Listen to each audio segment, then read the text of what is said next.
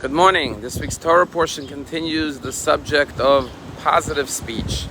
And the person who speaks negatively was afflicted with white lesions on his skin, and the Kohen would examine it. And if it was deemed to be tzarat, he was quarantined until he healed by reflecting on the positive or negative influences of his speech and how to utilize his words properly.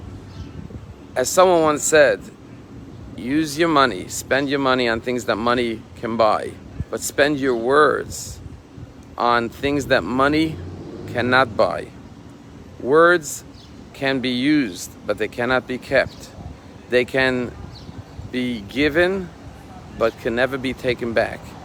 And therefore, when you say something, it has to be something that's worth keeping and allowing it to remain forever and ever, because those words can never be taken back or undone or changed. And if the person spoke negatively, they would have these white patches of skin. And then the Torah says, but what's if the Kohen looks and all of the skin is entirely white, completely white, not just a patch of white?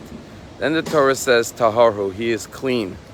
And the question is, if a little patch of white skin causes them to be unclean, why would the entire skin turning white cause it to be clean?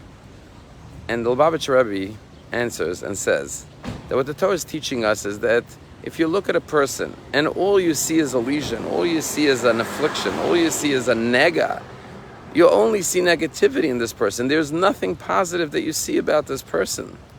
Then the person is clean. Why? Because it means that you have rendered a misdiagnosis. It means that there's something wrong with your perception and your vision, because it's impossible to look at a human being and not see anything good about that person. And that's the secret to not speaking Lashon Hara. The first thing is to think good thoughts about other people. And furthermore, see good in other people. And then you'll focus on what is positive rather than what is negative. And sometimes when you only see negativity in a person, it means that you're the one that needs to be examined. As someone once said, when you point a finger at somebody else, you're pointing 3 fingers back at yourself. So a story told of someone who was in the airport. A woman, she was about to board a flight, and she went into the store to buy something to eat. She was hungry for the trip, and she bought a bag of pretzels. She sat down to wait for her flight. And as she's waiting, her bag is on the side of her, and she looks over and takes a pretzel out of the bag and eats it. And then she sees the woman on the other side of the bag, takes a pretzel out of her bag and eats it. And she's looking at this woman like, how could you take my pretzels without asking me? That's strange. So she has another pretzel. And then she sees the other woman takes another pretzel, and she's thinking, what chutzpah? This person is eating my pretzels without permission. And this went on until the entire bag was completed. And the woman controlled herself and restrained her anger at this woman and didn't say anything. When they got on the plane, in the middle of the flight, the woman was looking through her bag, and in the bag she sees her bag of pretzels that she bought in the shop completely closed and unopened.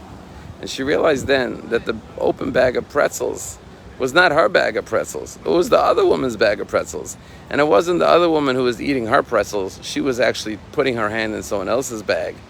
And the woman that she was angry at, thinking that this woman was so rude and stealing her pretzels without permission, and getting angry and angry at this woman all along, with every act of her taking pretzels out of this woman's bag, this woman was showing her kindness, her graciousness, her generosity.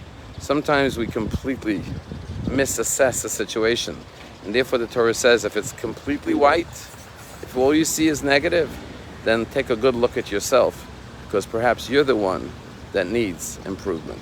Have a wonderful day.